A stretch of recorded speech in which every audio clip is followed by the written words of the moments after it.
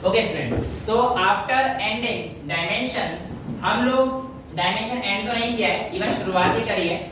हम लोग इस स्टेज तक पहुंच चुके थे कि हमें अगर किसी भी क्वांटिटी की डायमेंशन निकालनी हो, जैसे फोर्स की या प्रेशर की, तो हम लोग इस स्टेज तक अब पहुंच चुके हैं कि हम लोग आसानी से डायमेंशन कैलकुलेट कर सकते हैं। और कल मैंने आप लोगों को प्रिंसिपल ऑफ होमोजेनिटी बताकर किस तरीके से बताया भी था यूज कर और time period independent of mass ऊपर से छलांग लगाकर और प्रैक्टिकली देखकर भी हम लोगों ने सारी चीजों से एक्सपेरिमेंटली देखा था कि टाइम मास पे डिपेंड नहीं करता, माफ कीजिए ग्रेविटी मास पे डिपेंड नहीं करती, राइट। अगर मैं यहाँ पे थोड़ा सा आगे बढ़ जाता हूँ बेटा, तो डायमेंशन के यूजेस और भी हैं।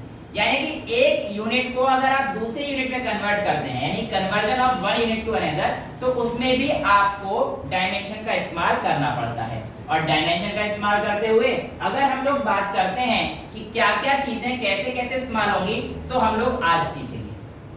आज के लेक्चर के बारे में मैं आपको बता दूं, आज का लेक्चर में प्रैक्टिकल आई एम सॉरी नहीं हो पाएगा। रीजन है क्योंकि आप लोगों को मेरे को देखना है कि कॉन्सेप्ट भी उतने अच्छे समझ में आए। तो आज हम लोग मेजरली न्यूमेरिकल्स की प्रैक्टिस करेंगे। प्रीवियस ईयर आईआईटी में आए हुए और प्रीवियस ईयर नीट में या प्रीवियस ईयर कोई भी कंपटीशन में जो अच्छे क्वेश्चन आ रखे हैं, मैं कोशिश करूंगा कि आपके वो सारे क्लियर हो जाएं। यहाँ पर क्वेश्चन का लेवल 1-2 आसान रहेंगे, उसके बाद लेवल हर बार अप होना शुरू हो जाएगा और आप लोगों को थोड़ी मेहनत करनी पड़ेगी। बट हाँ, ये पक्का है कि यहाँ पर अगर आपने ध्यान दे दिया तो आप किसी भी किताब से कोई भी क्वेश्चन उठाकर ऑलमोस्ट कर सकते हैं विदाउट एनी एक्सटर्नल हेल्प या बिना कहीं गए। आज का लेक्चर स्टार्ट करते हैं हम लोग कन्वर्जन से। बेटा कन्वर्जन में मैंने आप लोगों को 2 यूनिट के बारे में अवगत कराया था पहले, एक एमकेएस यूनिट थी और एक सीजीएस यूनिट थी। एमकेएस यूनिट याद कीजिए मीटर किलोग्राम सेकेंड यूनिट हुआ करती थी और सीजीएस यूनिट आपके पास सेंटीमीटर ग्राम और सेकेंड में हुआ करती है। यानी कि टाइम तो दोनों केस में सेम है बट बाकी चीजें हमारे पास अलग है। अब यहाँ पर मैं आप लोगों को एक यूनिट से दूसरी यूनिट में ले जाना सिखाता हूँ कि कैसे लेकर जाते हैं। इसके लिए आप लोगों ने एक छोटी सी चीज याद रखनी है। अब आप मुझे बताइए कि अगर इस तरफ लेंथ है तो ये बात तो तय है कि इस तरफ भी हमारे पास लेंथ आएगी, तो हमारे पास LHS और RHS बिल्कुल बराबर हो जाएंगे। यानी कि अगर मैं किसी भी क्वांटिटी की सेम नंबर में इधर मल्टीप्लाई करूंगा, और यानी कि नंबर में कह रहा हूं, मैं ये नहीं कह रहा 5, 7, 9, 10, मुझे इससे मतलब नहीं है। मुझे पता है अगर मैं यहाँ पर किसी नंबर की मल्टीप्लाई करता हूँ और यहाँ पर किसी नंबर की मल्टीप्लाई करता हूँ, तो ये दोनों चीजें डायमेंशनली सेम रहने वाली है, राइट। अगर दोनों तरफ मेरे पास बिल्कुल वैल्यू सेम दे रखी है, इससे क्या फर्क पड़ेगा कि कोई आपको एमकेएस यूनिट में दे या सीजीएस यूनिट में दे, बस उनके न्यूमेरिकल वैल्यू पे फर्क पड़ेगा, उनके मैग्नीट्यूड पे फर्क पड़ेगा। और एक के मैग्नीट्यूड में दूसरे का कितना होता है, इसी चीज को आज हम लोग कन्वर्जन के अंदर करने वाले हैं। और इसके लिए आप बस एक छोटू सा फॉर्मूला लिख लीजिए, क्या कि N1U1 बराबर आपका हमेशा रहेगा N2U2 को। कुछ किताबों में N2U2 इधर लिख देते हैं, N1U1 इधर लिख देते हैं। ये तो अब तुम्हारे बच्चों वाली बात है, ये मत कहना कि सही ये तो 11th क्लास में हो, प्लीज अब 3rd क्लास की बातें ना करें। तो हमारे पास ये फॉर्मूला रहने वाला है और इसको लेकर मैं अब आपको आगे के क्वेश्चंस देने जा रहा हूं। सबसे पहला क्वेश्चन मैं करके दिखाऊंगा और दूसरा क्वेश्चन आप लोगों को करने का टाइम दूंगा। टाइम मैं पहले ही बता चुका हूं कि आप लोगों को अभी के लिए 1.5 से 2 मिनट मिलेंगी आप क्वेश्चन करने पे। बट जब आप प्रो लेवल पे पहुंचेंगे न्यूमेरिकल सॉल्व करते करते, ये टाइम रिड्यूस होकर हमें आधे मिनट से लेकर 1 मिनट के अंदर लाना है, जो क्वेश्चंस हो सकते हैं इजीली, राइट। स्टार्टिंग में सबसे पहले मैं कहता हूं आज का क्वेश्चन कि कन्वर्ट कीजिए, आप 1 न्यूटन को डाइन में कन्वर्ट कीजिए। जी हाँ, ये डायन नहीं है, डाइन है। डाइन सीजीएस यूनिट है आपको फोर्स को नापने की। फोर्स को एमकेएस या एसआई यूनिट में न्यूटन में नापा जाता है। और मैं आपसे कहता हूं कि आपको इसे ऐसे सिस्टम में वैल्यू बतानी है कि कितनी डाइन होगी, 1 न्यूटन में कितने डाइन होंगे, ये आपको बतानी है। डाइन यूनिट है बेटा फोर्स को नापने की। सीजीएस यूनिट में भी चीजों को अलग अलग तरीके से नापते हैं, तो उसको नापने के लिए आपको डाइन का इस्तेमाल, जैसे हम लोग दूध को लीटर में नापते हैं, वहां पे किसी और यूनिट में नापेंगे दूसरी जगह पे। जैसे मैंने आपको बताया था यहाँ पे डिस्टेंस हम लोग किलोमीटर में बोलते हैं, बट यूएसए वाले माइल्स में नापते हैं। तो यही चीज हमारे पास अलग अलग यूनिट है। इसका मतलब इन दोनों की डायमेंशन तो बिल्कुल सेम होने वाली है, क्योंकि ये भी फोर्स है और ये भी फोर्स है। बस हमें ये पता करना है कि 1 न्यूटन में डाइन कितने होंगे। ठीक है, मेरे को पता है ये मेरी गिवन वैल्यू है, तो ये मैं n1 u1 मान लेता हूँ। मुझे पता है कि इसमें मेरे को नंबर कैलकुलेट करना है, और u2 मेरे को पता है, पर u2 में दिक्कतें हैं, क्योंकि ये जो डाइन यूनिट है ये मेरे पास CGS यूनिट है, और जो मेरे पास ये न्यूटन है ये मेरे पास MKS यूनिट है। अब मैं यहाँ पर इस फॉर्मूले का इस्तेमाल करता हूँ, मैं लिख सकता हूँ N2। अब U2 में क्या आएगा बेटा, U2 में आता है आपका डायमेंशनल फॉर्मूला। क्या आता है? Dimensional formula. अब आपको पता है कि न्यूटन किसकी यूनिट है बेटा, तो आप कहेंगे सर न्यूटन तो फोर्स की यूनिट है, और फोर्स का डायमेंशनल फॉर्मूला अब आप लोगों को पता है MLT-2, यानी कि आप लोग अब यहां तक तो पहुंच ही चुके हैं। आइए N2 के साथ अब MLT-2 को रख देते हैं, यानी कि मेरे U2 की वैल्यू आपको समझ में आ गई है क्या है। तो N2 के साथ MLT-2 मैंने यहां पर रख दिया है। अब ये इक्वल हो जाएगा N1। N1 की वैल्यू कितनी दे रखी है मैंने आपको 1, तो यहां पर 1 रख दीजिए, और N2 की U2 की वैल्यू यहां पर भी बेटा MLT-2 रहेगी। यहां तक तो कोई दिक्कत नहीं है, क्लियर है? U1 है ना, तो MLT-2 कैसे आया के साथ? कहां पर बेटा? सर ये जो U1 है बेटा, U1 भी हमारे पास है तो यूनिट न्यूटन की ही, यानी कि U1 और U2 हमारे पास सेम क्वांटिटी है। बस अंतर किसमें है कि U2 को जो नापा गया है वो CGS में नापा गया है, और जो U1 को नापा गया है वो MKS। n यहाँ पर मैग्नीट्यूड की बात कर रहा है, और U2 और U1 यहाँ पर आपने किस क्वांटिटी में नापा है उस चीज की बात कर रहा है। आइए अब आगे चलते हैं। तो मेरे पास N2 की वैल्यू ये बेसिकली आप लोगों के पास किस तरीके से आएगा आगे देखते हैं। 1 into, अब यहाँ पर देखिए बेटा, M आपके पास ये kg में है, ये L आपके पास स्टैंडर्ड यूनिट किस में होता है? मीटर में।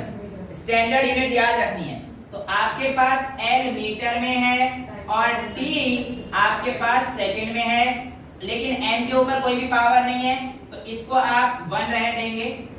ये भी M नीचे आ जाएगा, तो यहाँ पर आप लिख दीजिए अपॉन में M, बट ये वाला M किस में आएगा आपका? CGS यूनिट है तो ग्राम में, तो यहाँ पर आप लिखिए ग्राम में। नेक्स्ट L आप यहाँ पर रखिए नीचे, लेकिन ये L किस में आएगा बेटा? L किस में आएगा? सेंटीमीटर में आएगा ये वाला, तो यहाँ पे रखिए आप सेंटीमीटर में। टाइम तो टाइम है, और टाइम को आप सेकंड में रखिए। लेकिन आप लोगों को अभी एक काम और करना है, वो क्या है? जो जो पावर इनके ऊपर आती है वो पावर आप लोगों को इनके ऊपर भी लगानी है। क्या M के ऊपर आपको दोनों तरफ कोई पावर दिख रही है? नहीं। इसका मतलब M के ऊपर 1 है, तो ये यहाँ पर हमारे पास खत्म हो गया। M की वैल्यू 1 हमारे पास फिक्स हो गई है। क्या आपको L के ऊपर कुछ पावर दिख रही है? ऐसा तो नहीं दिख रहा है, तो ये आपके पास कोई चेंज नहीं लाएगा, तो ये हमारे पास ऐसे आता है। क्या T के ऊपर कोई पावर है? हाँ जी सर बिल्कुल है, और ये कितनी है? -2 है, बट टाइम हमारे पास दोनों ही सेकंड में, दोनों ही कैंसिल होके 1 दे देंगे, इससे भी फर्क नहीं आएगा कि दोनों सेकंड में है ना। अगर ये कुछ अलग क्वांटिटी में होता, जो मैं क्वेश्चन प्रैक्टिस भी दूंगा आपको, तो आपको समझ में आ जाएगी दिक्कत कहाँ पे आएगी। बट अभी तो दोनों सेकंड में, तो कोई फर्क नहीं आएगा, ये बिल्कुल सेम वैल्यू देगी।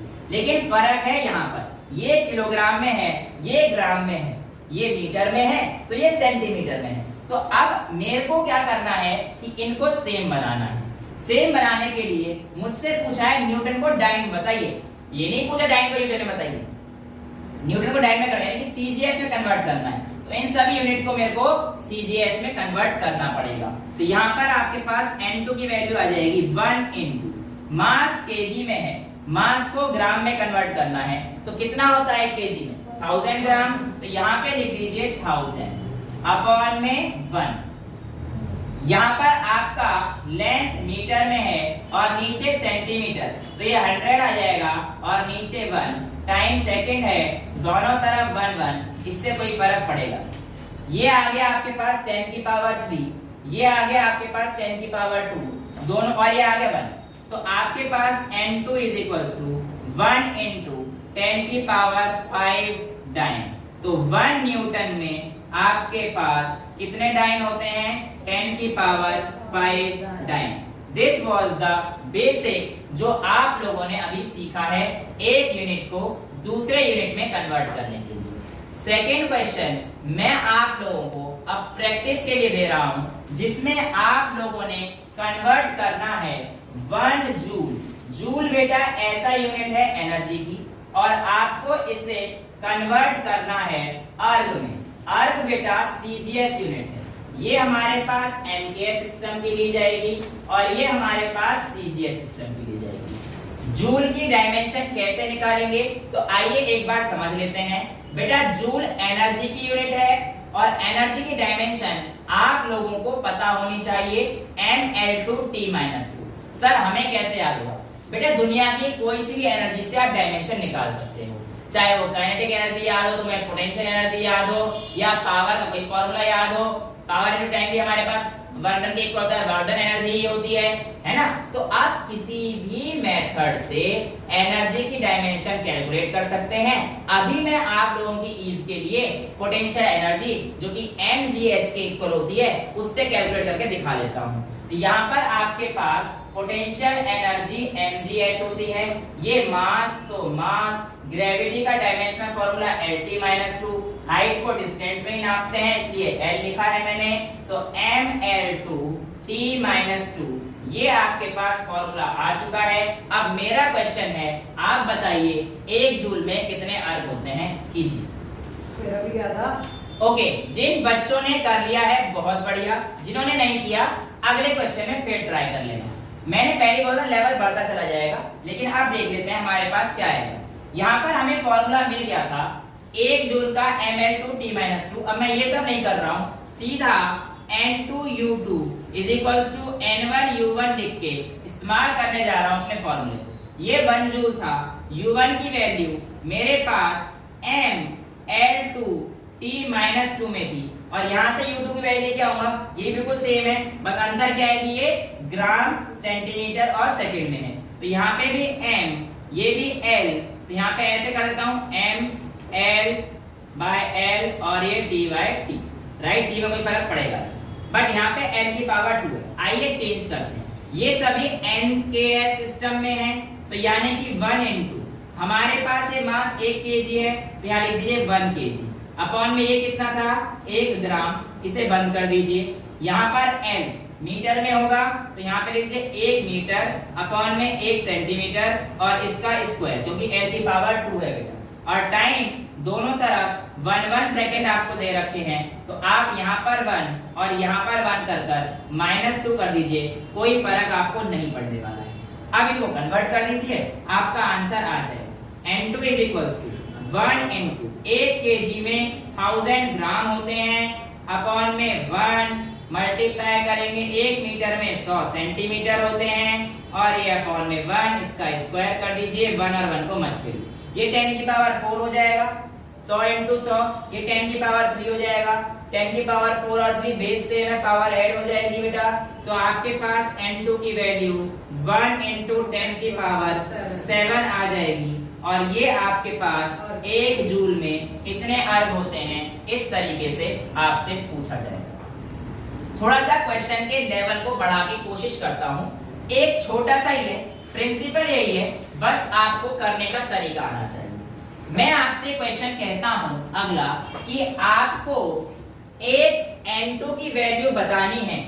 अगर एक मैंने आपको N1 की वैल्यू 100 जूल दे रखी है, और उस नए सिस्टम में जो मेरा मास है वो 200 ग्राम मान लीजिए, और जो मेरा डिस्टेंस है वो 20 सेंटीमीटर मान लीजिए, और जो मेरा टाइम है वो 30 सेकेंड्स मान लीजिए। अगर ये 100 जूल है तो आपको बताना है कि N2 की value in terms of other system या बेसिकली अर्ग में कितनी होगी।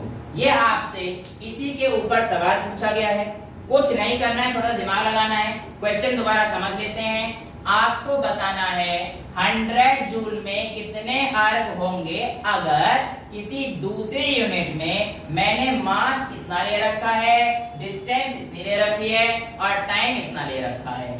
तो आपको N2 की वैल्यू फाइंड करनी है। तरीका ये है, आपके 2 मिनट शुरू होते हैं अब। ओके, जिन बच्चों का हुआ वेरी गुड, जिनका नहीं हुआ यहां देख लेते हैं। आप लोगों को ये चीज तो पता ही है N2U2 is equals to N1U1 होता है। हमारे पास N1 की वैल्यू इस बार कितने रखी है 100, तो मैं लिख सकता हूँ 100 जूल दे दिया, मैंने बता भी दिया था। वैसे आपको पता पड़ जाना चाहिए कि एनर्जी की बात कर रहा है और एनर्जी की डायमेंशन ml2T-2 होती है इज इक्वल्स टू यहाँ पे N2 रखिए और U2 नीचे ले आइए। U2 ग्राम में भी है प्लस इसकी वैल्यू दे रखी है, तो ये वाली वैल्यू पुट कर दीजिए बस। अंतर क्या करना था, कुछ भी नहीं सर, अपॉन में ml की होल पावर 2 और t की पावर -2, राइट। बट अब इनकी वैल्यू को रखिए, यहाँ पर तो सब 1 है, स्टैंडर्ड है, तो mks है, तो 1 kg, यहाँ पर 1 मीटर और यहाँ पर 1 सेकंड। यहाँ तक तो कोई प्रॉब्लम नहीं है, ये तो mks यूनिट है। अब ये वाली जो वैल्यू दे रखी है इसको आप यहाँ पे रख दीजिए। 200 ग्राम, मीटर की जगह आपको दे रखा है 20 सेंटीमीटर और सेकंड की जगह आपको दे रखे हैं 30 सेकंड। यहाँ पर जब आप इसको सॉल्व करेंगे तो इनकी पावर लगा दीजिए जैसे दे रखा है, राइट। इनको हटा दीजिए आप, इनका कोई काम नहीं है, तो बस आपको समझाने के लिए था। और ये आपके पास -2 दे रखा है, राइट। अब इसको आप कन्वर्ट कीजिए, 1 केजी में कितने ग्राम होते हैं 1000, तो ये आप 1000 कर दीजिए। पीछे 100 था ही हमारे पास, तो N2 की वैल्यू आपके पास इसे सॉल्व करनी है और इसका स्क्वायर तो कितना हो जाएगा 1000 अपॉन 200 इंटू 1/20 इंटू 20। इसकी बात करता हूं तो 1/30 की पावर -2 है, इसमें 30 का स्क्वायर लिख सकता हूं। आई होप ये आपको पता है भाई, माइनस है ऊपर जाके प्लस हो जाएगा, 30 का स्क्वायर बन जाएगा। तो ये हमारे पास कितना आ जाएगा इंटू 30 इंटू 30 और यहाँ पर 100 जो बार बार रह जाता है यहाँ पर है बेटा, ये 90 गलती से आ गया बेटा, ये यहाँ से ज्यादा आगे चल रहा हूँ मैं, 30 to 30 900 लिखने की जगह पहले I am sorry my fault, but concept please ध्यान अगेन कॉन्सेप्ट पे देना है। कैलकुलेशन मिस्टेक अगर मेरी होती है प्लीज मेरे को क्षमा कर दिया करो, ठीक है। मैं तुम्हें कॉन्सेप्ट समझाने के लिए यहाँ पे खड़ा रहता हूँ। हाँ, अगर उसमें दिक्कत आती है तो प्लीज पूछ लो, उसमें कोई प्रॉब्लम नहीं, राइट। 1 2 3 4 1 2 3 4 तो गए, तो ये हमारे पास कितना बचेगा 1 2 3 2 से 5, तो हमारे पास ये होगा और यहाँ पर भी ये है। अभी 1 मीटर में 100 सेंटीमीटर, अभी तो यहाँ पे तो करना पड़ेगा बेटा। तो यहाँ पर हमारे पास 100 इंटू 100 अभी करेंगे बेटा, जाने को जाने दे, पर जाने वालों को किसने रोका है, जो वैल्यू है उसको तो रहने दे। 1 2 3 4 5 6 7 वैल्यूज आपके पास 10 की पावर 7 की आ जाएगी और इंटू 9 अपॉन में कितना है 248, ये आपके पास आंसर आएगा। इसको आप सॉल्व कर लेंगे तो आपके पास वैल्यू अप्रॉक्स आ जाएगी जो भी आप लोगों ने निकाली हो, ठीक है। और स्टैंडर्ड साइंटिफिक नोटेशन अभी हम लोग जब सिग्निफिकेंट फिगर करेंगे तो हमारे पास आ जाएगा। आई होप ये आपको समझ में आ गया है। 1 2 3 4 5 6 7, हाँ बिल्कुल परफेक्ट है, कोई दिक्कत तो नहीं है ना इसमें, नहीं, ठीक है। कैलकुलेशन अगर एरर हो तो आप देख लेना, बट जो मैं आपको समझाना चाहता था कॉन्सेप्ट वो ये। अगले क्वेश्चन की तरफ बढ़े, लेवल थोड़ा सा बढ़ जाएगा। इस बार आपसे क्वेश्चन कहता है if the unit of force, energy and velocity are 20 newton, 200 joule and 10 metre per second, find the value of mass, length and time. इस बार क्वेश्चन आपसे थोड़ा सा उल्टा पूछ लिया है। आपको बोला है units of force, energy and velocity are 20, 200 and 10, find the units of mass, length and time. Attempt कीजिए। यहाँ पर बेटा जिन बच्चों ने कर लिया था उनके लिए ठीक है, बट जिन्होंने नहीं किया, जो कि मोस्ट ऑफ द है, चेहरे देखकर पता पड़ रही है। यहाँ पर हम लोग देखते हैं कि क्वेश्चन ने थोड़ा सा ट्रिकी दे दिया था कि इस बार आपको ये वैल्यूज दे दी थी और ये फंडामेंटल वैल्यूज पूछी थी, राइट। इसको कैसे करते हैं, कुछ नहीं डालकर दिमाग आगे खोलना है। आपको फोर्स की 20 यूनिट दे रखी है, यानी कि इसने mlt-2 को आपको 20 के इक्वल दे रखा है, अच्छा इसने एनर्जी कितने रखी है 200 जूल। एनर्जी हमारे पास कितना होता है mL2T-2, ये आपको कितना दे रखा है 200 दे रखा है। अच्छा इसने तीसरा क्या दे रखा है वेलोसिटी, यानी कि इसने हमें LT-1 ये 10 दे रखा है। अब मेरे से पूछता है mL और T की यूनिट्स क्या होंगी। अच्छा अगर मैं इन दोनों में देखता हूं तो इन दोनों में सिर्फ एक L का ही तो फर्क है। ऐसा करता हूं इस इक्वेशन से इसको डिवाइड कर देता हूं, तो मेरे पास यहाँ पे आ जाएगा mL2T-2 is equal to 200 upon में mL_T-2 और ये कितना आ जाएगा अपॉन में 20। T2 से T2 मर गया, M से M मर गया, एक L से एक L गया और यहाँ पर ये क्या आ जाएगा बेटा 10। तो यानी कि L की यूनिट कितनी आ गई है आपकी 10 मीटर। ये हमारे पास एक टॉपिक हो गया कि हमारे पास L कैसे आया। अब आप L की वैल्यू यहाँ पर रखकर T को निकाल सकते हैं कि L की वैल्यू 10 आई है, तो 10/10 इज इक्वल टू T⁻⁻1। अब वो बन जाएगा, वो भी 10 सेकंड ही आ जाएगा। ठीक है, अब हमारे पास L आ चुका है और T आ चुका है, बचता क्या है मास। तो यहाँ पर क्योंकि T की वैल्यू तो यहाँ पे 10 सेकंड आ जाएगी ना, समझ पा रहे T⁻⁻1 इज इक्वल टू 10/10। अब 1/T लिख लो, वो भी 10 में इक्वल हो जाएगा, समझ पा 10/10 तो 1 ही आएगा। अब यहाँ पे हमारे पास T को 1 डाल दीजिए, L को कितना डाल दीजिए 10। तो यहाँ पे आप सॉल्व करके आपका मास आ जाएगा। तो ये आपके पास एक क्वेश्चन छोटा सा जो बन जाता था, ऐसे भी क्वेश्चन पूछ सकता है डायमेंशन से। अगला क्वेश्चन जो कि एक इंजीनियरिंग एंट्रेंस में आया था, उसमें कहता है कि हमारे पास एक नई यूनिट है, उसमें आपका जो मास है वो आपने अल्फा केजी में लिया है। मास किसमें नाप रहे हैं आप अल्फा केजी में। आपका जो लेंथ है बेटा उसको आप नाप रहे हैं बीटा मीटर में, और जो आपका टाइम है बेटा उसको आप नाप रहे हैं गामा सेकंड में। आप बताइए कि आपकी कैलोरी में जो वैल्यू आएगी, यानी कि आपसे पूछा रहा है N2 आएगा, वो कितना होगा, ये आपसे पूछ रहा है। यानी कि मैं आपको एक चीज बता दूं, कैलोरी भी हमारे पास एनर्जी को नापने की यूनिट होती है, और एक कैलोरी में हमारे पास 4.2 जूल होते हैं। आपको ये चीज पूछी गई है, ये चीज प्रोवाइडेड है। डायमेंशन के प्रिंसिपल को यूज करते हुए आपको ये निकालना है कि नई यूनिट यानी कि N2 की वैल्यू कितनी आएगी। सर 4.2 10 to the power 5 ऐसे नहीं देना, और आपको आंसर अल्फा बीटा और गामा की टर्म्स में देना है। सर जैसे पिछले क्वेश्चन में नंबर दे रखा था, इसमें अल्फा बीटा की टर्म में दे रहा है।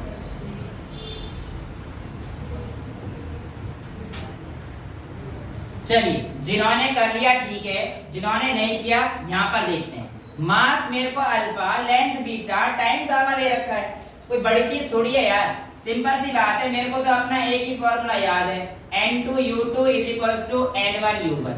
भाई कैलोरी में कितने जूल होते हैं 4.2, मैं आपको बता चुका हूँ, यानी कि N1 की वैल्यू तो मेरे पास आ गई है 4.2। ये तो बात परफेक्ट है भैया। जूल है यानी कि ऐसा यूनिट है एनर्जी की, यानी कि mL2T-2 वाला ही फॉर्मूला मैं यहाँ पे यूज करने जा रहा हूँ। तो मैं यहाँ पर M लिख देता हूँ, यहाँ पर L2 लिख देता हूँ और यहाँ पर T-2 लिख देता हूँ। आपको देखिए नई यूनिट में मास किस में लिखा गया है अल्फा केजी में, तो यहाँ पर और कुछ नहीं लिखना बेटा, अल्फा केजी लिखना है बस। यहाँ पर आपको कुछ भी नहीं करना, L की जगह बीटा मीटर में दे रखा है, तो यहाँ पर बीटा लगाकर इसको अंदर रख देना, इसकी पावर 2 है। टाइम को बेटा गामा दे रखा है, तो बेटा यहाँ पर गामा लिखकर आपको ऐसे रखना है, ऐसे रखना। अब आपको इसे सॉल्व करना है कि अल्फा बीटा गामा की टर्म्स में कितना होगा। तो आपका आंसर कितना आ जाएगा 4.2 इनटू अल्फा ऊपर पहुंच जाएगा, n के ऊपर केवल 1 वैल्यू है, तो अल्फा की वैल्यू -1। भैया अल्फा अगर ऊपर पहुंच जाएगा तो -1, 4.2 अल्फा -1, बीटा की वैल्यू -2 इनटू बीटा की वैल्यू -2 इनटू गामा की वैल्यू माइनस में होती, ऊपर पहुंचने पर -1 हो जाएगी, माइनस माइनस प्लस हो जाएगा और गामा की वैल्यू +2 आ जाएगा। यानी कि आपकी जो नई यूनिट आएंगी उसमें आपके पास ये वैल्यू, ये यूनिट्स आपके पास होंगी। इस तरह के क्वेश्चंस करेंगे तो आपके कॉन्सेप्ट थोड़े से राइज होंगे। प्रैक्टिकल कर लेंगे, क्यों टेंशन ले रहे हो इतनी, पर न्यूमेरिकल्स में कॉन्सेप्ट क्लियर होने बहुत जरूरी है। ये प्रीवियस ईयर क्वेश्चंस हैं जो आपको आने चाहिए। अब आगे बढ़ने से पहले मैं आपको एक दो चीज बताने जा रहा हूं, क्योंकि अब जो अगला क्वेश्चन हम करेंगे वो नीट 2016 और एक नीट 2017 इन दोनों में आया हुआ क्वेश्चन रहने वाला है। बट उससे पहले आपको एक दो चीजें पता होनी चाहिए, जो कि अभी हम लोग जब केमिस्ट्री का चैप्टर सेकंड पढ़ेंगे तो बहुत आराम से क्लियर हो जाएगा। बट क्योंकि अभी आपको फॉर्मूले निकालने नहीं आते हैं या कुछ फॉर्मूले नहीं पता हैं, इसीलिए मैं आपको अभी के लिए कुछ फॉर्मूले बताने जा रहा हूं। बेटा याद रखिए, ये जो एनर्जी है E, ये बराबर होता है H times into new. New वैसे तो मेरी फ्रीक्वेंसी होती है, पर इस फ्रीक्वेंसी को अगर आप लोगों ने क्लास 9 में ढंग से साउंड चैप्टर पढ़ा होगा तो भी आपको पता चला होगा कि nu is equals to C by lambda, जहां पर साउंड चैप्टर में वेवलेंथ और ये सारे टॉपिक आए थे। हालांकि मुझे पता है ये जो बैच है, इन बेचारे बैच का भला नहीं हो पाया था, क्योंकि साउंड चैप्टर तो आपका कोरोना के दौरान उड़ा दिया गया था। बट आप याद रखिए कि जो हमारे पास म्यू है वो हमारे पास C बाय लैम्डा होता है। यहाँ पर हमारा लैम्डा वेवलेंथ होता है, लैम्डा हमारे पास वेवलेंथ होता है और C हमारे पास बेटा स्पीड ऑफ लाइट रहती है। यानी कि C हमारे पास स्पीड है और लैम्डा हमारे पास वेवलेंथ है। भाई कोई भी चीज है तो लेंथ ही, नापेंगे तो मीटर में। भाई स्पीड ऑफ लाइट हो या किसी की भी हो, नापेंगे तो मीटर पर सेकंड में। डायमेंशन यही तो कहता है। आइए एक बार देखते हैं। अब E ये तो एनर्जी है, इसका तो आपको पता है कि mL2T-2 है। आपको H की डायमेंशन निकालनी है, तो आप कैसे करेंगे? Is equals to H times C by lambda. C speed है, इसको हटा देंगे और यहाँ पर रख देंगे LT-1। लैम्डा क्या है बेटा? लेंथ, यानी कि मीटर, यानी कि लेंथ। लेंथ से लेंथ उड़ा दो, इस T को नीचे ले आओ, तो यहाँ पर आपके पास पहुंच जाएगा H की वैल्यू mL2T-1। यहाँ से आप इस तरीके से H की वैल्यू निकाल सकते हैं। हालांकि अगर आप पूछेंगे H क्या है, तो बेटा H हमारे पास जिस तरीके से ग्रेविटेशनल कांस्टेंट आता है, ऐसे यहाँ पर भी एक कांस्टेंट आता है। इसका नाम है प्लैंक्स कांस्टेंट। क्या है? प्लैंक्स कांस्टेंट, जिसकी वैल्यू 6.6 × 10⁻34 है। और ये कैसे आएगी ये तो हम आपको बाद में करा ही देंगे, इसकी टेंशन आप अभी नहीं लेंगे। अच्छा, अभी आगे मैं कहता हूं आपसे कि आपको कैपिटल G की वैल्यू निकालनी है। ये मैं आपको इसलिए बोल रहा हूं क्योंकि जो अगला क्वेश्चन है उसमें जो हमसे पूछा गया था नीट का, उसमें यही चीज दो वैल्यू आपसे पूछी गई थी। तो मैं पूरा आपको निकाल के दे रहा हूं, बस आपने क्वेश्चन सॉल्व करके मेरे को देना है कि आप लोगों का आंसर क्या आएगा। अगला मैं अगर आपसे कहता हूं कि कैपिटल G की वैल्यू कैसे निकालेंगे या कैपिटल G की डायमेंशन क्या है, तो आप कैसे निकालेंगे? बेटा मैंने आपको कल की क्लास में कैपिटल G यूज होते हुए एक फॉर्मूला लिखवा दिया था। अगर आप लोगों को हल्का सा याद हो तो F is equals to G m1 into m2 upon में r² होता है। अगर आप इस फॉर्मूले को इस्तेमाल कर पा रहे हैं तो बेटा आप लोग यहाँ से G की वैल्यू निकाल सकते हैं और आप लोग अपनी G की वैल्यू निकाल लो। ओके, नाउ डियर स्टूडेंट्स, आप लोगों को लग रहा होगा सबने पहले 4 ऑप्शन क्या लिख दिए, हमें तो कुछ समझ में आया नहीं। बट अब मैं तुमसे क्वेश्चन पूछता हूँ। ये ऑप्शंस बड़े बेकार से थे, इसलिए मैंने पहले लिख दिया आपको। क्वेश्चन था कि अगर किसी यूनिट में प्लैंक्स कांस्टेंट, उसके अलावा यूनिवर्सल ग्रेविटेशनल कांस्टेंट और स्पीड ऑफ लाइट को हम लोगों ने फंडामेंटल चूज कर लिया है, आपको बताना है कि इन तीनों के किस कॉम्बिनेशन की वैल्यू L के बराबर रहेगी। क्या बताना है कि इन तीनों के किस कॉम्बिनेशन की वैल्यू L के बराबर रहेगी। यानी कि आप इनकी वैल्यूज को क्या लिख सकते हैं कि आपके पास आंसर इनका L की टर्म्स में आ जाए। इनमें से एक ऑप्शन सही है और ये नीट 2016 के फेज 2 में आया हुआ क्वेश्चन है। C speed of light. Okay, now यहाँ पर इस क्वेश्चन को करने के दो तरीके थे, क्योंकि आपसे नीट में 45 क्वेश्चंस के लिए अगर टाइम डिवाइड करें तो 1 घंटा रहता है, फिजिक्स के लिए 1 घंटा, बायोलॉजी के लिए 1 घंटा, केमिस्ट्री मतलब 3 सब्जेक्ट के 3 घंटे आपको मैंने बताना। यहाँ पर एक तो वैल्यू ये है, इन सब की डायमेंशन आपको याद हो, इनकी वैल्यू निकाल के काट पीट के देख लो, जिसका एल आ जाए एक तरीका वो सही है ना भाई। सबने रख के देखना पड़ेगा भाई, इसकी देखो फिर इसकी देखो फिर इसकी देखो फिर इसकी देखो, और किसी ऑप्शन में अगर यहाँ तो चलो आपने जैसे ही गैस कर लिया बी ऑप्शन सही है, मैंने बता दिया कि आप सही हो, बट आया कैसे? अगर कोई डी ऑप्शन है तुम तो बहुत लंबा रखते, सबकी वैल्यू चेक कर रहे होते हैं, फिर उसके बाद देख लेते। इससे अच्छा हम लोग प्रिंसिपल ऑफ होमोजेनिटी का इस्तेमाल करते हुए काम को कर लेते हैं फटाफट से और देखते हैं। हालांकि कोई से तरीके से तुम कर सकते हो, मुझे उससे दिक्कत नहीं है, बट ये लेंथी क्वेश्चन था, 1 मिनट ज्यादा लग जाएगा बिगिनर्स को। अब मैं आपको समझाता हूं बेटा, मैं आपसे कह रहा हूं कि लेंथ को रखना है प्लैंक्स कांस्टेंट, और प्लैंक्स कांस्टेंट की वैल्यू मतलब आपसे कहना चाह रहा है L डायरेक्टली प्रोपोर्शनल है to the Planck's constant power A, right. दूसरा कौन सा है? ग्रेविटेशनल कांस्टेंट B, और तीसरा कौन सा कह रहा है? लाइट की पावर C। यही तो कह रहा है। यहां पर आप प्रिंसिपल ऑफ होमोजेनिटी लगाना है, यही तो करना है आप लोगों ने क्वेश्चन में। तो L is equal to H की वैल्यू क्या आई है बेटा? ml2 t माइनस 1 इसकी पावर A। ग्रेविटी की वैल्यू क्या आई है बेटा आपके पास? आपने निकाली थी। यहाँ पर जिन्होंने नहीं निकाली है, अच्छा मैंने बताया नहीं आपको जी की वैल्यू कितनी आएगी, कैसे निकालनी देखिए। जिन्होंने नहीं निकाली है, यहाँ पर G f into R square upon m1 into m2, यानी कि mlt minus 2 into L2 upon m2 हो जाएगा L2 L2 L3, ये m2 एक ऊपर पहुंच के m minus 1 L3 t minus 2 हो जाएगा। ये आपके पास g की वैल्यू आ गई। तो यहाँ पर आप g की वैल्यू डाल दीजिए m minus 1 L3 t minus 2 और इसकी power b। c speed of light ही है, अगर आपके पास बोलेगा तो ये वैल्यू आप लोगों को c दे देगा। यहाँ पर आप देखिए m यहाँ पर है, m यहाँ पर है, इधर m नहीं है, तो मैं इधर m0 ले लूंगा, L1 ले लूंगा और t0 ले लूंगा। ma प्लस या यहाँ पे माइनस 1 है तो b, तो आप कह सकते हैं a माइनस b 0 के इक्वल हो जाएगा।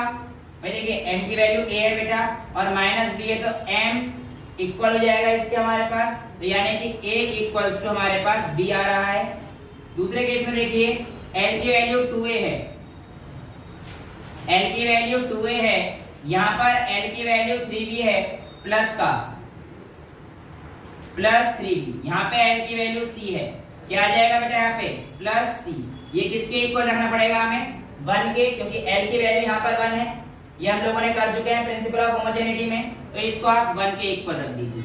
अच्छा यहाँ पर आपके पास तीनों वेरिएबल अलग अलग हो गए, तो a की वैल्यू b यहाँ पे डाल दीजिए ताकि आपके पास क्वेश्चन आराम से बन जाए। तो आपके पास इक्वेशन बन जाएगी 2b plus 3b plus c is equals to 1। कैमरे में देखा जाए यहाँ तक दिख रहा है कि नहीं? हाँ सर दिख रहा है। तो यहाँ पे आपके पास आ जाएगा 5b plus c is equals to 1। ये इक्वेशन फर्स्ट मान लीजिए आप। अभी हमारे पास एक और इक्वेशन बच रही है, उसको मैं यहाँ पे इस्तेमाल करता हूँ t की। t की वैल्यू आएगी यहाँ से माइनस a, t के बाद minus 1 into a, minus a minus 2b, और तीसरी क्या आ जाएगी minus c is equals to किसके इक्वल आ जाएगा बेटा हमारे पास 0 के। लेकिन यहाँ पर भी 3 वेरिएबल हैं, तो मैं a की जगह b लिख सकता हूँ, तो माइनस 2b माइनस b कितना हो जाएगा माइनस 3b, तो आपके पास आ जाएगा minus 3b minus c is equals to 0। इन दोनों इक्वेशन को देखिए फर्स्ट और सेकंड को क्लास 9th में आप लोगों ने करा होगा बाय एलिमिनेशन मेथड। यहाँ पे c के चेंजेस हैं साइन, तो आप इन दोनों को अगर ऐड करेंगे ऐसे minus 3b minus c is equals to 0, और इसको यहाँ पे रख दीजिए 5b plus c is equals to 1। तो यहाँ से c कट जाएगा, 5 minus 3 2b is equals to 1 और b इज इक्वल्स टू 1/2 आ जाएगा, यानी कि b की वैल्यू आपके पास 1/2 आ चुकी है। जितना b था उतना ही a था, ये हम प्रूव कर चुके हैं, यानी कि मेरे पास b is equals to a is equals to 1/2, यानी कि ये दोनों रूट में है। b मैंने क्या लिया था बेटा g और h लिया था a, तो ये दोनों रूट में है। एक ये ऑप्शन है, एक ये ऑप्शन है। अब भी हम लोग b निकालने के बाद ही फंस गए, यानी कि तीसरा निकालना ही पड़ेगा कि c की वैल्यू 3/2 आएगी या c की वैल्यू 5/2 आएगी। a और b की वैल्यू डाल दीजिए, तो आपका अभी गलत आ रहा है। तो बेटा यहाँ पर आप देखिए किसी भी इक्वेशन में डाल दीजिए, a की वैल्यू कितनी है 1/2 और इसकी वैल्यू 3/2, कोई सी डाल दीजिए 2 into 1/2 प्लस 3/2, तो 5/2 plus c is equals to 1, तो c is equals to 1 minus 5/2, ठीक है। और यहाँ पे 1 तो आपका आ जाएगा c की वैल्यू -3/2। -3/2 का मतलब ये वैल्यू नीचे जा चुकी है और नीचे c की वैल्यू 3/2 इस ऑप्शन में है, तो your correct option would be B. बेटा a - b0 ऐसे लिया कि m की वैल्यू यहाँ पर a है तो m की पावर a, यहाँ पे m की वैल्यू b है -1 की, तो -1 into b कितना हो जाएगा -b, तो a - b यहाँ पर है ही नहीं और m की डायमेंशन यहाँ पे कितनी है 0। ये मैं एक स्टेप खा गया जो कल कराया था आपको, on applying principle of homogeneity के बाद m की वैल्यू इधर 0 रख के m a + b रख के दिखाया था, a + b 0 आया था, वो वाला स्टेप खा चुको कि आपको अब अपना लेवल धीरे-धीरे बढ़ाना भी है। तो यहाँ पर आप लोगों के पास एक ऑप्शन ये आ जाएगा।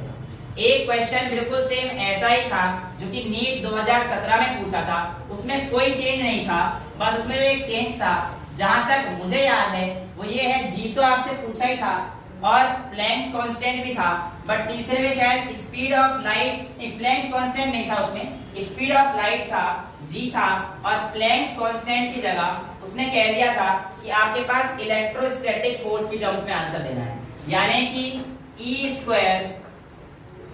4πε0 इसकी टर्म्स में आंसर देना था, यानी कि आपको 3 यूनिट आपको इस बार ये दे दी थी E²। अब इसमें ε0 कैसे निकालते हैं ये तो आपको पता ही है, राइट बेटा। ε0 आप ये क्वेश्चन घर पे करिएगा, आपके पास बिल्कुल सेम यही क्वेश्चन है, लेंथ की इनके साथ रिलेशन क्या होगा ये आपको घर से करके लाना है, नहीं होगा तो मैं आपको करा दूंगा। मेरा क्वेश्चन है लेंथ का क्या होगा, इसमें ε0 कैसे निकालेंगे, तो फॉर्मूला मैं लिखता हूं F k डायमेंशनलेस कांस्टेंट हो जाएगा, इसकी वैल्यू नहीं होती, तो यहां पे लिख लो बस formula k q1 q2 upon r² होता है, और इस k को आप हटाओगे तो k को हटाने के बाद 1/4πε0 आता है। आप यहां पे बाकी सारी वैल्यूज नोन है। चार्ज ये तो आपको पता होना चाहिए, I q/t होता है, बट चार्ज को आप कूलाम में भी ले सकते हो क्योंकि आंसर मेरे हिसाब से ज्यादा था कूलाम में ही दिया था, तो आप अपने हिसाब से इस आंसर को निकाल के लाइए, अगर होता है तो ठीक है, नहीं होता है तो भी हम लोग कर लेंगे। k को हटा के k को हटा देंगे, हां k की वैल्यू बेटा 1/4πε0, k को हटाना नहीं है, सॉरी k को हटा देंगे तो ε0 की वैल्यू नहीं आ पाएगी, ठीक है। ये आपका होमवर्क का क्वेश्चन बनेगा। एक छोटा सा क्वेश्चन कर लें, मतलब तुम्हारा अगर लेवल बढ़ गया तो थोड़ा सा नीचे आ जाते हैं, है ना, कि हो ही नहीं रहे सर, पता नहीं कैसे क्वेश्चन दे रहे हो, इसे कर लो। अगर मैं इसको रख कर सकता हूं, थैंक यू सो मच। अगर मैं कहता हूं कि मेरे पास f वेरी कर रहा है a√x प्लस bt² के साथ, मैं आपसे कहता हूं किसी भी क्वेश्चन में कि मेरा फोर्स वेरी कर रहा है इस तरीके से, आपको बताना है कि a और b की डायमेंशन क्या है। आपका समय शुरू होता है अब। क्वेश्चन समझ में आ गया भाई, f ऐसे वेरी कर रहा है, a और b की डायमेंशन बताओ। ओके, जिनका हो गया वेरी गुड, जिनका नहीं हुआ है यहाँ पे देख लीजिए। देखिए बेटा, मैंने आपको कल एक चीज बताई थी कि अगर आपके पास ये दोनों क्वांटिटी ऐड हो रही हैं तो इसका मतलब इन दोनों की यूनिट सेम होनी चाहिए, बट इसके अलावा a√x भी f के बराबर होना चाहिए और bt² भी f के बराबर होना चाहिए। मतलब तो यही है ना इस चीज का, अगर मैं डायमेंशन ही कोई चीज ऐड कर रहा हूं तो इसका मतलब ये दोनों इसके इक्वल है, राइट। अब यहाँ पर देखते हैं, मेरे कहने का मतलब f a√x होगा, और x तो डिस्टेंस है, t टाइम है, x क्या है डिस्टेंस और t हमारे पास टाइम है। अगर मैं आप लोगों से कहता हूं, अच्छा जो बताया नहीं था मैंने शायद, बट हाँ x टाइम ले लेना, सॉरी x डिस्टेंस ले लेना और t टाइम ले लेना, है ना, हाँ बस वो आसान सा है, बिल्कुल वही बताना है। तो a√x हो जाएगा, तो a की वैल्यू आपके पास आ जाएगी f/√x। फोर्स की डायमेंशन आपको पता है mlt-2, इसको आप रखिए, और √x में मतलब कितना हो जाएगा, वो l की पावर 1/2 लिख दूं, रूट का मतलब 1/2 होता है, तो l की पावर 1/2, ये ऊपर जाके माइनस हो जाएगा एक l से, l1 - 1/2 हो जाएगा बेटा। तो हमारे पास ml, आधे से आधा काट दो, ऐसे दिक्कत आ रही है माइनस करने में, तो ml 1/2 t-2, ये हमारे पास a की डायमेंशन आ जाएगी, ठीक है। अगर मैं b की डायमेंशन बात करता हूं, bt² भी f के बराबर होने वाला है, तो आप लिख सकते हैं यहाँ पर दूसरे में कि सर हमारा bt² बराबर f है, तो b की वैल्यू mlt-2 अपॉन t2, जो कि ऊपर जाके -2 हो जाएगी, तो b की वैल्यू ml t-4 हो जाएगी। क्लियर है? कोई डाउट यहाँ पे? अच्छा, मैं आप लोगों से यहाँ पर जरा डायमेंशन की कुछ रोचक बातें कर लेता हूँ। जैसे कि ये तो आपको सारा समझ में आ गया होगा। अब ऐसे मतलब आप लोगों के स्कूल में या कॉम्पिटिशन में किसी की ईच रेज़ टू पावर वाले क्वेश्चन रहते हैं, बहुत ज्यादा लंबा लेक्चर हो जाएगा, आप लोग बोरियत महसूस करोगे। हम डायमेंशन का खेल देखते हैं कि ये इतना जिद्दी है, ये कहता है कि देख भाई, अगर कोई चीज मेरे हिसाब से सही है तो ये जरूरी नहीं है कि ये हर जगह सही हो, लेकिन अगर कोई चीज मेरे हिसाब से गलत है ना तो ये जरूरी है कि वो हर जगह गलत होगा। मतलब आइए देखते हैं, मैं इसको रब कर रहा हूं, यानी कि अगर कोई भी equation if it is found to be dimensionally correct, it is not necessary कि वो हमेशा फिजिकली भी करेक्ट हो। जैसे कि आप लोगों को पता है कि आपके पास एक इक्वेशन ऑफ मोशन होती है s is equals to ut plus half a into T square. यही होती है हमारे पास इक्वेशन ऑफ मोशन, इसमें तो कोई दिक्कत नहीं है। बट अगर मैं इसमें छेड़छाड़ करता हूं, पहले चेक कर लेता हूं कि क्या बातें आ रही हैं। s यानी कि डिस्टेंस यूनिट l है। अगर मेरा LHS RHS स्टेट को लाता है तो ये चीज बिल्कुल परफेक्ट है। आइए देखते हैं, यहाँ पे u क्या होता है बेटा? स्पीड मतलब lt-1 और इनटू t, यहाँ पर ये आ गया है प्लस 1/2, a की वैल्यू आती है lt-2 इनटू t का स्क्वायर यानी कि t की पावर 2। अब मैं यहाँ पर जब बात कर रहा हूँ तो आप देखिए t-1 से t-1 गया, t-2 से t2 गया, तो यहाँ पर आपके पास बचेगा l डायमेंशन लेस, इसकी कोई डायमेंशन नहीं होती, कांस्टेंट है, कांस्टेंट का कोई डायमेंशन नहीं होता, तो मेरे पास यहाँ बचेगा l प्लस l। मेरे को ये बताओ कितने बच्चे इस l प्लस l को 2l लिखेंगे? हाथ खड़े करना। और ये भी नहीं कर रहा। हाँ बेटी शाबाश, बेटा गलत है, मैंने क्या समझाया है? अपने पागल हो रखे हो। अरे बेटा l प्लस l है डायमेंशन में, मुझे 2 3 4 से मतलब नहीं है। Please length plus length add करोगे हमेशा l ही आएगी। कितने l ऐड कर दो यार, मेरे को अलग शब्द मत लेके जाओ, l यहाँ पे लेंथ से है। प्लीज, तुम लोग बड़े गंदे बच्चे हो यार, टीचर को बदनाम करके रख रखा है तुम लोगों। तो लेंथ के ऊपर लेंथ प्लस लेंथ लेंथ आएगी ना, तो डायमेंशनली ये चीज सही है, क्योंकि किसी भी लेंथ में लेंथ जोड़ोगे तो आपका लेंथ ही आने वाला है। तो डायमेंशनली ये करेक्ट है, ये फिजिकली भी करेक्ट है। बट मैं आपसे कहता हूं 85s is equals to 47 ut plus 31/17 at square. ये सही है? नहीं, ये फिजिकली सही नहीं है, पर डायमेंशनली करोगे तो ये भी सही है। ये 85 की कोई यूनिट नहीं, तो यहाँ पे भी s की यूनिट रहेगी सिर्फ, 47 की कोई यूनिट नहीं, तो यहाँ पे भी सिर्फ ut की यूनिट रहेगी। तो कोई भी इक्वेशन अगर डायमेंशनली करेक्ट है, इसका मतलब ये जरूरी नहीं है कि वो फिजिकली भी करेक्ट हो। बट कोई भी इक्वेशन अगर डायमेंशनली गलत है, इसका मतलब वो गलत है, ना तो फिजिकली सही है ना डायमेंशनली सही है। तो डायमेंशन अपना वर्चस्व कायम करके रखता है। इस तरीके से आज की क्लास के जो न्यूमेरिकल्स वगैरह है ये काफी अच्छे थे, ठीक थे। अभी थोड़ा सा लेवल और बढ़ेगा, हम लोग पावर में आके लेके आएंगे, ज्यादा दिक्कतें नहीं आएंगी। 1-2 क्वेश्चन अभी आईटी वगैरह के भी करेंगे जो प्रीवियस ईयर में आ रखे हैं, उनसे हमारा कॉन्सेप्ट और क्लियर हो जाएगा। अगली क्लास में देखते हैं हम लोग सिग्निफिकेंट फिगर और उस सारी थ्योरी जो बच रही है काफी टाइम से, क्योंकि आपको केमिस्ट्री के क्वेश्चंस करने में एक क्वेश्चन में दिक्कत आ रही थी, तो कोई दिक्कत नहीं, कल एक थ्योरी का लेक्चर और ले लेते हैं। तो नेक्स्ट क्लास में जब भी होगी बेटा, तो उसके बाद हम लोग फिर अपना इंस्ट्रूमेंट जो कि आप लोगों के सामने spherometer, vernier calliper, screw gauge, इन सबको मैं यहाँ पे आपको प्रैक्टिकली दिखाऊंगा कि किस तरीके से करे जाते हैं। और यहाँ पर आपसे हम लोग अगली क्लास में मिलेंगे। That's all for today, thank you so much.